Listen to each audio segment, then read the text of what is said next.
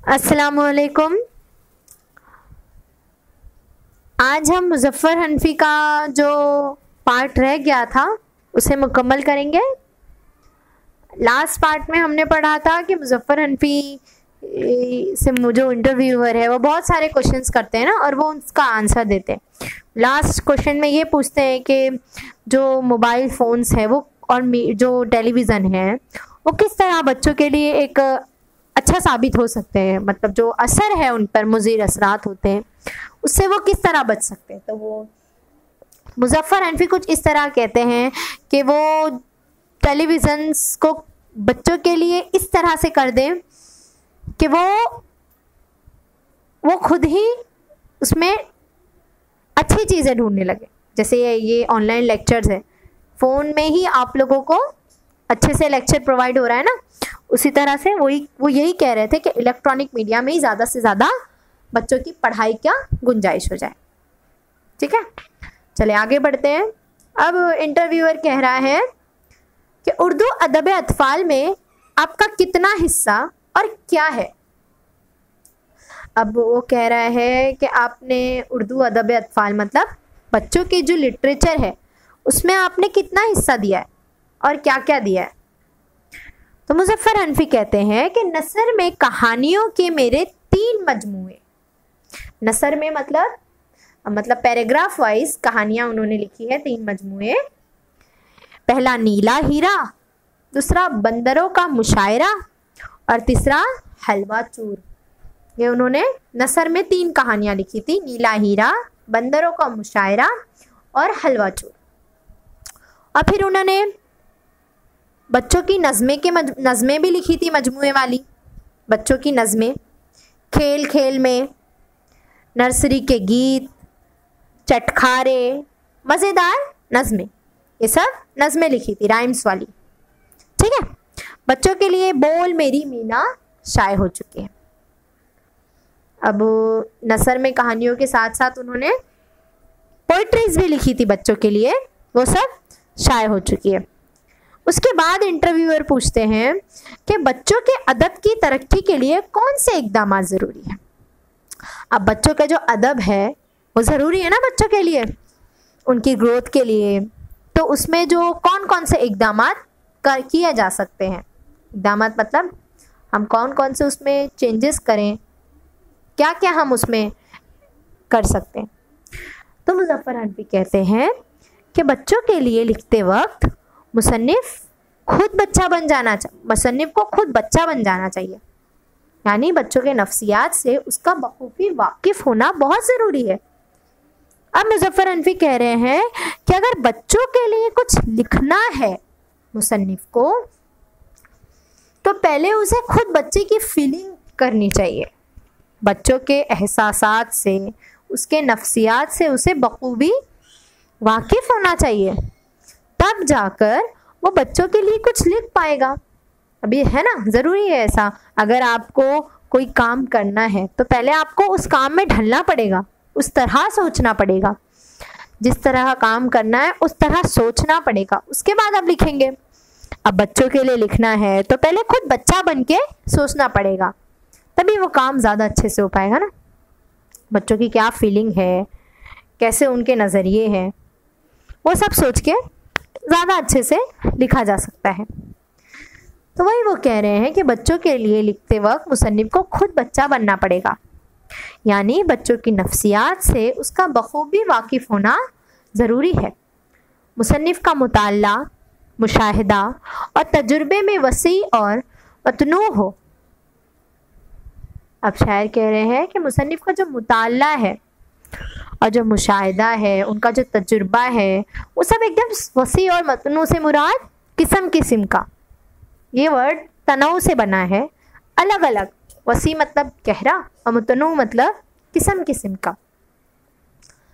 तो वही मुसन्निफ़ कह रहे हैं कि उनका जो मुताला, उनका जो पढ़ने का तरीका है, जो उनका मुशाहिदा है, जो उनके एक्सपेरिमेंट्स हैं, वो सब किस्म किस्म के अलग अलग और वसी होना चाहिए।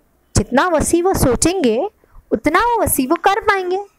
इंसान की सोच पे डिपेंड होता है ना सब। अच्छा सोचोगे तो अच्छा होगा, वैसे ही जिस तरीके का आप सोचोगे उस तरीके का लिख पाओगे। बच्चों के लिए लिखने के लिए आपको बच्चों जैसा सोचना पड़ेगा। वो तहरीर में बच्चों की दिलचस्पी का वाफर मवाद मुहैया करे। अब वो कह रहे हैं कि बच्चों की जो तहरीर होती है उसके लिए बच्चों की दिलचस्पी का वाफर मवाद मुहैया करे। वाफर मतलब घना। बच्चों के पढ़ने की तहरीरों में एकदम घनी, मवाद मतलब कंटेंट, एकदम घना दिलचस्पी का मवाद लिखो। ऐसा लिखो जिससे बच्चों की दिलचस्पी हो पढ़ने में, वो पढ़ते ही उसे और पढ़ने की डिमांड करे, वो इन सब चीज़ों के आदी हो जाएं, ना कि मोबाइल फोन्स और कार्टून्स के। क्यों उस मोबाइल फोन्स के और कार्टून्स के आदी होते हैं? क्योंकि उसमें इतना एंटरटेनमेंट होता है, इतनी दिलचस्पी होती है कि बच्चे उसके आदी हो जाते हैं। अगर आप किताबों को इतना दिलचस्पी से लिखोगे तो बच्चे किताबों के आदी हो जाएंगे। वही वो कह रहे हैं कि वाफर मवाद मुहैया करें दिलचस्पी का और ज़राफ़त से भरपूर काम ले। ज़राफ़त से मतलब दिल लगी से, एंटरटेनमेंट, मस्खरापन।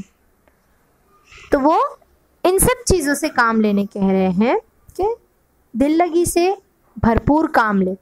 मतलब अगर बच्चों के लिए लिखे भी तो एकदम दिल लगी से लिखे, उस तरीके का लिखे कि वो उसे पढ़कर उसे पढ़ते रह जाए।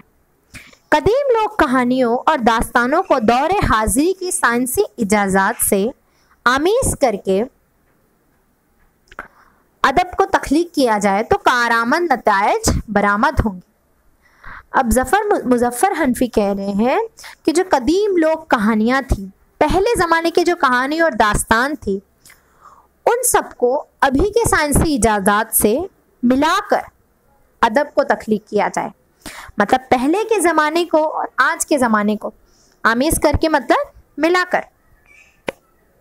मिलाकर उसे नए अदब की तख्लीक की जाए। पहले के लोग किस तरह के रिवाज में थे और अब के लोग किस तरह के रिवाज में, दोनों में ज़मीन आसमान का फ़र्क है। लेकिन अगर दोनों को मिलाकर एक तख्लीक बनाई जाए तो वो कारआमद साबित होगी, मतलब वो ज़रूर कारआमद होगी अदब की तख्लीक के लिए। उर्दू में नर्सरी राइम की सख्त कमी है। अब मुज़फ़्फ़र हनफी कह रहे हैं कि उर्दू में नर्सरी राइम्स, छोटे बच्चों की नर्सरी राइम्स मतलब कम उम्र बच्चों के लिए गीत बनाए जाते हैं, राइम्स, छोटी छोटी पोयम, उसमें कमी है। लिखने वालों को उस तरफ माइल करना चाहिए। उस तरफ माइल करना चाहिए मतलब जिस तरफ कमी है उस तरफ माइल किया जाए और उसे उस कमी को पूरा किया जाए। देखा जा रहा है कि ज़्यादातर असातिज़ा ही बच्चों के लिए नसीहतों की पोट जैसी कहानियाँ और नज़में लिखते हैं।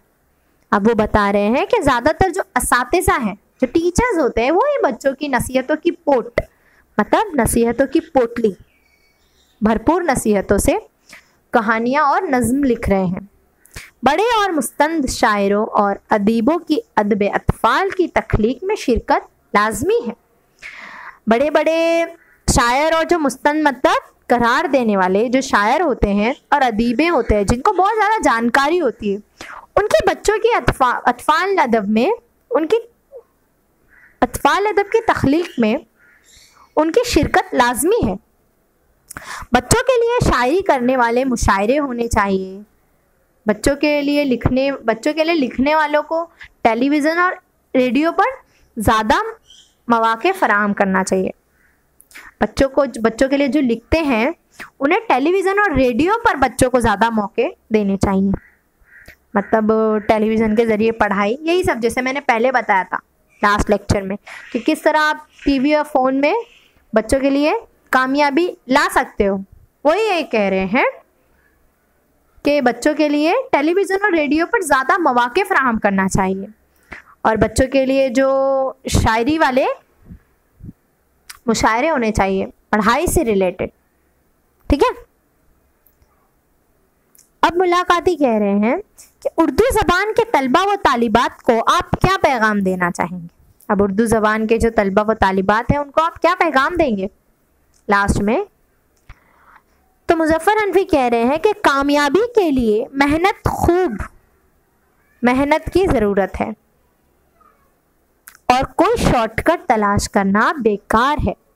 हर नाकामी आर्जी होती है और ज़्यादा कोशिश करने की नसीहत करती है। अल्लाह बड़ा मुनसिफ है।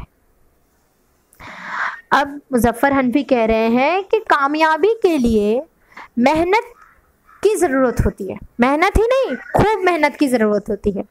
कोई शॉर्टकट नहीं होता है, किसी भी तरह का कोई शॉर्टकट नहीं होता है पढ़ाई में। क्या शॉर्टकट मिलेगा आपको? कोई चीज़ है नहीं याद हो रही है, क्या सोचोगे? छोड़ देते हैं, आगे बढ़ जाते हैं। नहीं, वो चीज़ छोड़ोगे तो आगे वो चीज़ आएगी, तो आप कैसे कर पाओगे उसे? पढ़ाई में कभी कोई शॉर्टकट नहीं होता है। पढ़ाई को सिर्फ लगन और मेहनत से किया जाता है, तभी तो उसकी कामयाबी रंग लाती है ना।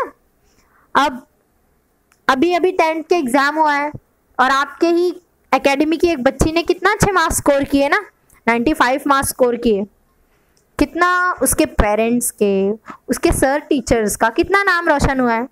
कितना फ़ख्र हुआ होगा ना उसके पेरेंट्स को, टीचर्स को, जब उस बच्ची ने पूरे मुंब्रा में उनका नाम रोशन किए। कितने इंटरव्यूज़ दिए गए, हिंदुस्तानी रिपोर्टर्स ने आके इंटरव्यू लिया है वो बच्ची का। आपके एकेडमी की, विजडम एकेडमी की वो बच्ची थी। टीचर सर का कितना नाम रोशन हुआ, कितना अच्छा फील हुआ वो बच्ची को लेके, कितना प्राउड फील कर रहे होंगे।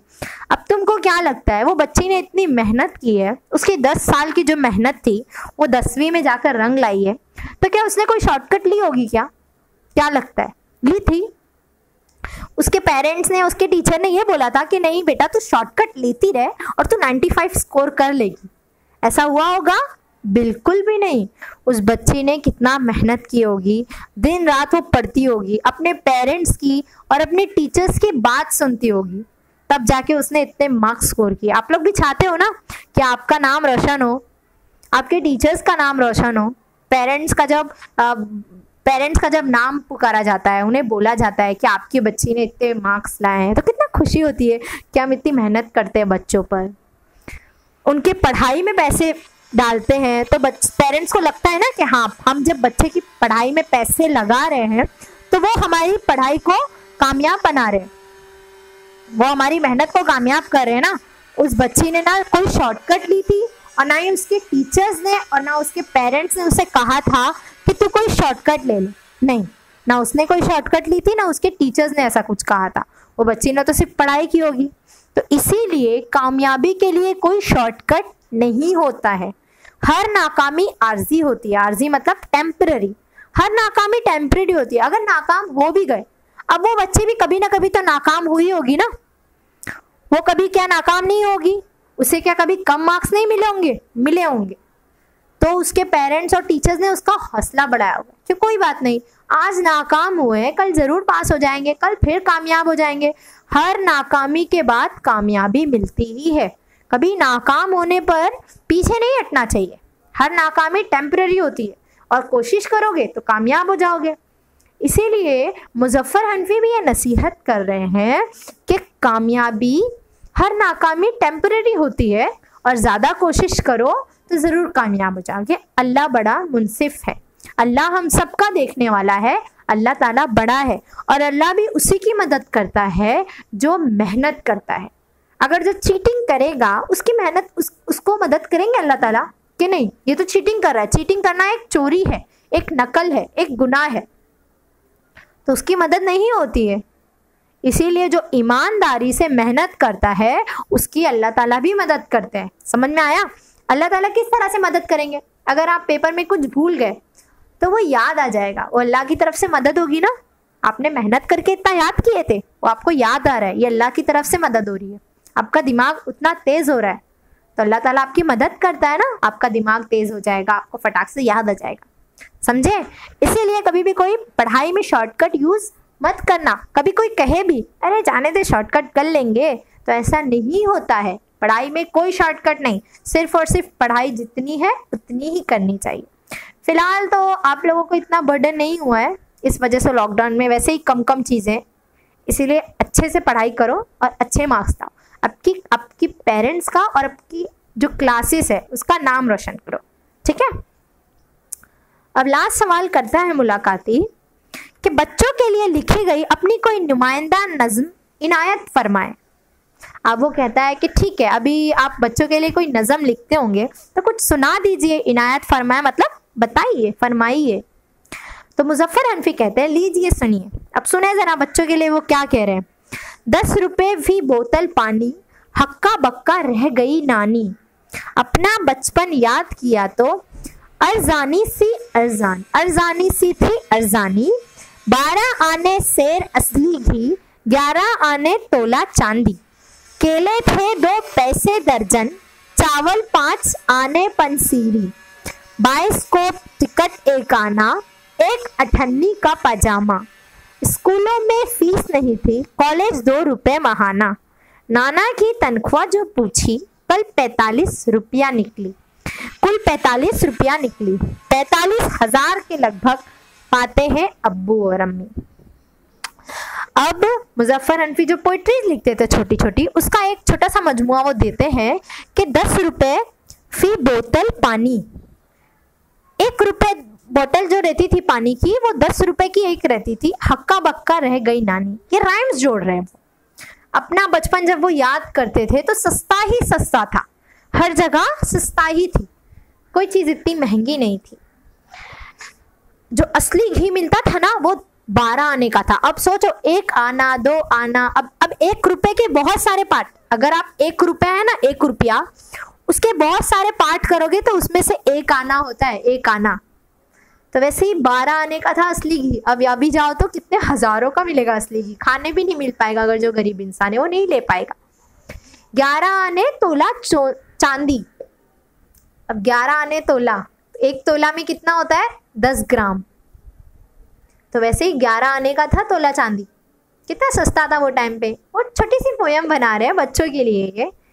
केले थे 2 पैसे दर्जन, 2 पैसे के दर्जन थे केले, और चावल 5 आने पंसीरी, 22 टिकट 1 आना। अब 22 देखो ना, बच्चे लोग देखते हैं, उसमें कार्टून दिखता है दूरबीन जैसा, वो टिकट 1 आने का था। 1 अठन्नी का पजामा, छोटा सा एक कपड़ा लेने जाओ तो वो 1 अठन्नी का मिलता था, 8 आना, मतलब 1 रुपए का 2 पीस, 8 आना। 8 आना बोलते हैं ना, अब यहाँ अठन्नी बताई गई है, अठन्नी भी बोला जा सकता है, पर 8 आना। स्कूलों में फीस ही नहीं थी, फ्री की स्कूल है, पढ़ो। कॉलेज 2 रुपए महाना थी, 2 रुपए दोगे तो महीना भर कॉलेज में पढ़ोगे। उस वक्त 2 रुपए भी बहुत कीमती थे, पता है। अब आप लोग क्या सोचोगे, अरे ये कितना सस्ता था, काश हम पहले के ज़माने में होते। तो पहले के ज़माने में सस्ता तो था, लेकिन सैलरी भी उतनी मिलती थी। 2 रुपए महीना, 3 रुपए महीना, 4 रुपए महीना, ज़्यादा से ज़्यादा 5 रुपए। अब अगर महंगाई है तो सैलरीज भी बढ़ी है, समझ में आया। बराबरी है, तवाजुन मुतवाजुन ही है। जो बताया ना तराजू के पल्ले वो बराबर ही होते। अगर सैलरी कम है तो चीज़ें भी सस्ती थी, अब सैलरी बढ़ी है तो चीज़ें भी महंगी हो गई है। नाना की तनख्वाह जब पूछी उन्होंने तो कुछ 45 रुपया निकली, 45 रुपये। और अब देख लो पेरेंट्स की तनख्वाह 45,000 तक है। समझ में आ गया सबको। कितनी शॉर्ट सी पोयम इन्होंने लिखी है, कितने अच्छे बच्चों के अदब, बच्चों के लिटरेचर के लिए इन्होंने कितना अच्छा पैगाम दिया पूरे नज़म में, पूरे सबक में जो इंटरव्यू हुआ था। इसीलिए इसको ध्यान से पढ़ो और इसमें क्या क्या है ना उसमें सोचने की कोशिश करो और उस हिसाब से ज़रा अमल भी करो। और जो लास्ट में पैगाम इन्होंने दिया है शॉर्टकट का, उस पर तो ज़्यादा से ज़्यादा ध्यान दो, ठीक है। चलो, ये बहुत इसके हार्ड वर्ड्स है, ये देख लेना। अब इसकी सरगर्मी पे आते हैं। शजरी खाका, अब ये मुकम्मल करना है। मुजफ्फर हनफी की तख्लीकात। अब उन्होंने अदब अतफाल पर मबनी नज़मों के मजमूए, अब उनके अदब अतफाल पर मबनी कौन से मजमूए हैं? अदब अतफाल के लिए उन्होंने कौन कौन से लिखे? खेल खेल में, नर्सरी के गीत, चटखारे, मज़ेदार नज़में, बच्चों के लिए, बोल मेरी मीना, ये 6 लिखी थी उन्होंने। ये 6 यहाँ पर लिख देना। अब उनके कहानी के कौन से मजमूए थे? उनके कहानी के मजमूए थे नीला हीरा, बंदरों का मुशायरा और हलवा चूर, ठीक है। चलो आगे बढ़ते हैं। सबक पढ़कर झेल के रवा खाका मुकम्मल कीजिए। अब ये रवा खाका को मुकम्मल करना है। इस रवा खाका में क्या दिया है? बच्चों के गैर लसानी अदब। कौन से बच्चों के गैर लसानी अदब बताया गया है इसमें? पहला है कोहे काफ पर क्या? खला, ठीक है। परिस्तान, अंटार्कटिका। और देव देवता का रिप्लेस क्या हुआ? मसनूई सैयारे, रोबोट वगैरह वगैरह। ठीक है, ये आज के बच्चों का था। उसके बाद बच्चों के गैर लसानी अदब। बच्चों के गैर लसानी अदब है कार्टून, वीडियोस और एनिमेशन फिल्म्स। ठीक है, अगला पढ़ते हैं। उस इम्तिहान का नाम लिखिए जिसमें मुजफ्फर हनफी ने मुमताज तलबा में तीसरा मुकाम हासिल किया। अब कौन से उसमें मुमताज मुकाम उन्होंने हासिल किया था? मिडिल स्कूल ना, उन्होंने मिडिल स्कूल के एग्जाम में 3rd नंबर पर थे वो, मिडिल स्कूल के बोर्ड के इम्तिहान में। उस मुकाम का नाम लिखिए जहां मुजफ्फर हनफी ने प्राइमरी और मिडिल स्कूल की तालीम हासिल की। कहाँ पे उन्होंने तालीम हासिल की थी? हसवा में, फतेहपुर में, जहाँ उनकी मम्मी रहती थी ना, उनके डैडी मनी ऑर्डर करते थे वहाँ पर। उस मुकाम का नाम लिखिए जहाँ से मुजफ्फर हनफी ने तदरीसी खदमात का आगाज किया। कहाँ से किया था उन्होंने तदरीसी खदमात का आगाज? भोपाल से। ठीक है, अगला, झेल के बयानात से सही मुतबादिल को अलग करके लिखिए। अब सही मुतबादिल कौन सा है? देखो आप लोग, मुजफ्फर हनफी के मुलाजिमत से इस्तीफा देने की वजह क्या वजह थी? तकर्रुर जंगली और दलदली इलाके में था, ये नहीं थी। तनख्वाह कम थी, वो उसमें भी गुजारा कर रहे थे। अफसरों के सुलूक के खिलाफ एहतजाज, अफसरों की वजह से ना उन्होंने किया था, तो ये आएगा 3rd वाला। उसके बाद मुजफ्फर हनफी के मुताबिक आजकल के बच्चे सिर्फ डैश क्या करते थे? आजकल के बच्चे सिर्फ कोहे काफ और तिल्स्माती कहानियों में दिलचस्पी नहीं रखते थे। ठीक है, चलो अगला देखेंगे। अदब अतफाल के अदीबों को मजहर हनफी ने जो नसीहत की उनमें से कोई 2 को बयान कीजिए। अब अदब अतफाल के अदीबों को मजहर हनफी ने क्या नसीहत दी थी? उन्होंने नसीहत दी थी, पहली 2 लिखना है कि अपने मौजूआत अपने आसपास की ज़िंदगी के मुख्तलिफ गोशों से मुख्तलिफ करें जो आजकल के मसले पे हो, है ना। मतलब आप कुछ जो लिख रहे हो वो बच्चों के लिए उनके आसपास का होना चाहिए। और दूसरे के फनकारों को चाहिए कि वो अपने मकसद को शहद में लपेट कर पेश करें। समझ गया? चलो अगला, इस सबक में आए हुए बच्चों के अदीबों में से किसी एक अदीब का नाम और उसकी तसनीफ लिखिए। अब आप पढ़ना, अच्छे से सुनना, और इसमें जो अदीब के नाम आए हैं उसमें किसी एक का नाम लिखकर उसकी तसनीफ को लिख देना। ठीक है, चलो अगला, बच्चों का अदब शाये करने वाले 2 रिसालों और उनके मुदीरों का नाम लिखिए। अब बच्चों के अदब कौन से रिसाले शाये करते थे उसका आपको नाम लिखना है, और उसके मुदीरों का भी नाम लिखना है, उनके जो एडिटर्स होते हैं उनका भी नाम लिखना है। उसमें बताया गया है, सबक में पढ़ोगे ना तो समझ में आ जाएगा इंटरव्यू में। अगला, टेलीविज़न और मोबाइल अदब के चैलेंज, मोबाइल अदब के लिए चैलेंज है। टेलीविज़न और मोबाइल अदब के लिए चैलेंज है, उस बयान पर अपनी राय देना है। अब मुजफ्फर हनफी ने तो राय दी थी, अब आप क्या राय दोगे? मुजफ्फर हनफी ने बताया है, क्या बताया था? मुजफ्फर हनफी ने आगे बढ़कर यह भी कहा है कि मज़कूरा इलेक्ट्रॉनिक रसायल पूरे प्रिंट मीडिया के लिए चैलेंज है। आपको ये बताना है कि वो पूरे मीडिया के लिए चैलेंज है। पहले लोग सुबह उठते थे, अखबार पढ़ते थे, अब टीवी या मोबाइल पर नेट की खबर सुनते हैं। आप इस तरह से बता सकते हो कि पहले लोग टीवी और अखबार पढ़ते थे, अब टेलीविज़न में आ जाते हैं, मोबाइल पर आ जाते हैं, खबर पढ़ते हैं। टीवी पर प्रोग्राम देखने की बजाय क्या करते हैं? टीवी के प्रोग्रामों को देखने की वजह से बच्चे किताबों को भूल गए और टीवियों में अपनी दिल लगाए रहते हैं। पहले बच्चे अखबारों के कॉलम पढ़ते थे, अब बच्चे क्या करते हैं? अब बच्चे सिर्फ मोबाइल में रहते हैं।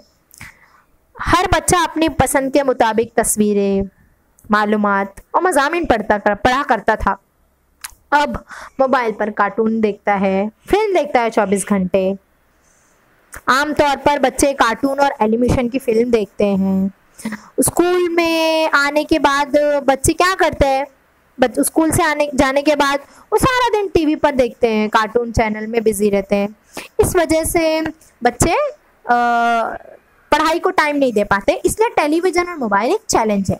आप कुछ इस तरह से बता सकते हो, पहले के हालात को अब के हालात से कंपेयर करके।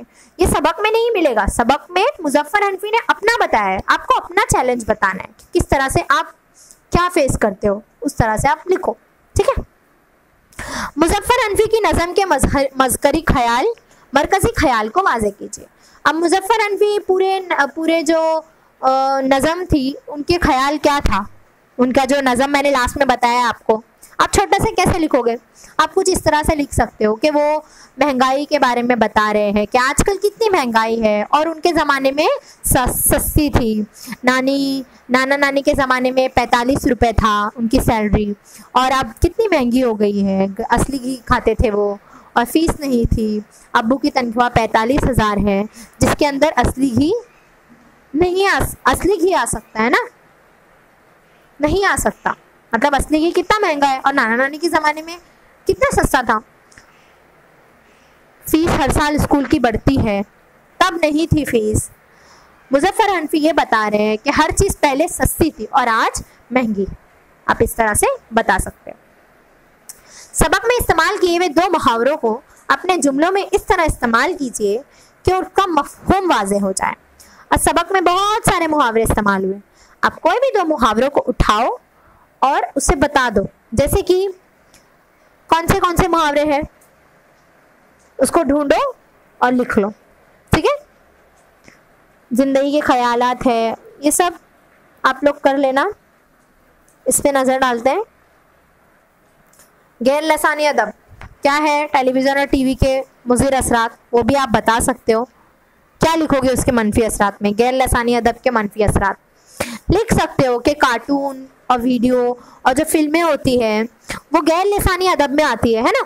मुजफ्फर हनफी कह रहे हैं कि ये सब अलबत्ता ठीक है, लेकिन इसके बाद भी कुछ बहुत सारे मुज़िर असरात पड़ते हैं। बच्चे मसलन उसका आदी बन जाते हैं, उन्हें पढ़ने का टाइम नहीं मिलता, उनकी सेहत पे भी असर आती है। इसीलिए मेरी राय में, हमारी राय में, मतलब अपने आप से बताओ कि मेरी राय में मुजफ्फर हनफी सही कह रहे हैं कि छोटे क्या बड़े क्या हर कोई मोबाइल और वीडियो में देखते रहते हैं, पढ़ाई पर तवज्जो नहीं दे पाते और आखिरकार इम्तिहान में पास नहीं हो पाते। इसीलिए बच्चे को चाहिए कि ज़्यादा से ज़्यादा टाइम पढ़ाई पर दे। आप ऐसे अपनी राय दो, ठीक है। सबक को पढ़ के, इंटरव्यू को देख के आपको क्या समझ में आया, आप वो बताओगे। सबक में आने वाले अंग्रेजी अल्फाज की फहरिस्त बनाइए।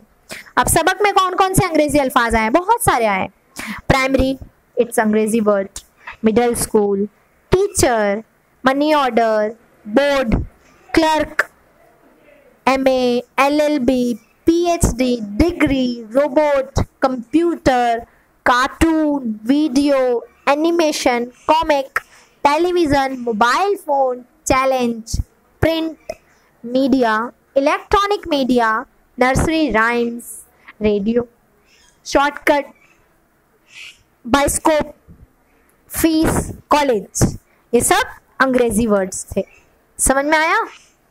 अगला, वालिद मरहूम ने तिल्स्मे होशे रबा पढ़ते हुए मुझे पकड़ लिया, खांसी सर्दिश लिखी है। वजह, अब मैंने वजह उसमें बताई थी, आप लोग सुन के लिख सकते हो।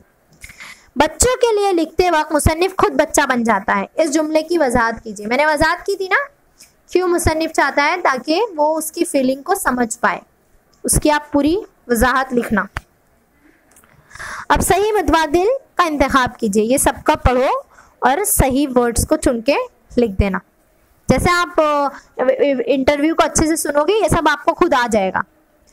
अब ये फिक्रे के लिए लिखना है, जैसे कि अदब के लिए अदीब है, अदब लिखने वाला अदीब। वैसे ही तरतीब देने वाला कौन होता है? तरतीब देने वाला मुरत्तब, ठीक है।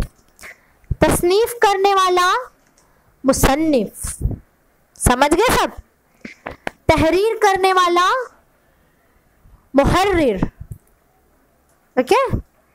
और आगे है तर्जुमा करने वाला मुतरजम, समझ गया। अब देखो अगला, लाहिका सास और साबिका ना लगाकर 4 मुरक्कब अल्फाज लिखिए। अभी देखो ये ग्रामर है, लेकिन मैं बता दूं ग्रामर सेशन हम एक साथ करेंगे, एक साथ सारे ग्रामर जो सबक के, देखो हर सबक के पीछे के मैंने छोड़ दिए, लेकिन ये सबक से रिलेटेड है, इसलिए मैं बता दे रही हूँ। एक साथ हम सारे ग्रामर पढ़ेंगे। हाँ, डोंट वरी, टेंशन नहीं लेना कि मिस ग्रामर छोड़ रहे, ग्रामर एक साथ मैं सारे समझा दूंगी। देखो लाहिका, लाहिका मतलब आगे पीछे लगा हुआ, ठीक है। लाहिका मतलब पीछे लगा हुआ, पीछे लगा हुआ वर्ड। जैसे कि लाहिका साज है ना, जैसे घड़ी साज, दो साज, चार साज, वैसे ही पीछे लगा हुआ। और साबिका, साबिका ना, साबिका मतलब पहले लगा हुआ, जैसे कि नाकार, नाकार आमद, ना मुराद, इसमें बताया है। वैसे ही आपको वर्ड्स बनाना है चार चार, साज के साज लगा के लाहिका में और साबिका में ना लगाकर, समझा? आप लोग को वो लगा लेना है। अब ये वाहिद जमा करनी है मिसाल के मुताबिक, सिनफ की असनाफ, सिलफ है तो असलाफ। अब यहाँ अतफाल दिया हुआ है, जमा है तो हम वाहिद करेंगे। अतलाफ का तिफल, तिफल मतलब एक बच्चा, अतफाल मतलब बच्चे। अफकार फिक्र, फिक्र की जमा अफकार, ठीक है। चलो अब ये सरगर्मी है पसंदीदा किताब पर, वो लिखना और आगे ग्रामर है, ठीक है। बस आज के लिए सिर्फ इतना ही। सारे सबक को प्लीज इग्नोर नहीं करना, इसको अच्छे से करो ताकि आपको आसानी पड़े, क्योंकि ये जितने भी सबक हैं के जो क्वेश्चन आंसर्स है ना, ये बहुत कम रिलेटेड है मुजफ्फर हनफी से। ये सारे आपको खुद अपनी राय देना है। तो जब आपको अपनी राय देना रहता है ना, कोई भी क्वेश्चन एग्जाम में अगर कोई क्वेश्चन ऐसे आता है, अपनी राय दो तो बिना झिझक देने का, क्योंकि उसमें मार्क्स नहीं कटेंगे। उसने आपकी राय पूछा था, आपकी राय चाहे गलत हो चाहे सही हो, उसे मार्क्स देने पड़ेंगे, क्योंकि वो आपकी खुद की राय है। समझ में आया? इसीलिए जो क्वेश्चन रहे ना, आप अपनी राय दो तो उसे ज़रूर करना चाहिए, क्योंकि हमसे वो हमारी राय मांग रहा है, तो हमारे दिमाग में क्या चल रहा है वो हम खुद बताएंगे, उसे कुछ पढ़ने की ज़रूरत नहीं होती है। इसीलिए अपनी राय के क्वेश्चन ना ज़रा अटेम्प्ट किया करो, और यहाँ जो अपनी राय देने के लिए कहा गया है उसे सबको आपको प्रैक्टिस करना है, ठीक है। चले, पूरे इंटरव्यू को ध्यान से पढ़ के सारे क्वेश्चंस को सॉल्व करना, और सारे ग्रामर हम एक साथ करेंगे, फिक्र करने की कोई ज़रूरत नहीं है। चले, ख्याल रखो अपना सर, घर पे रहो। अल्लाह हाफिज़।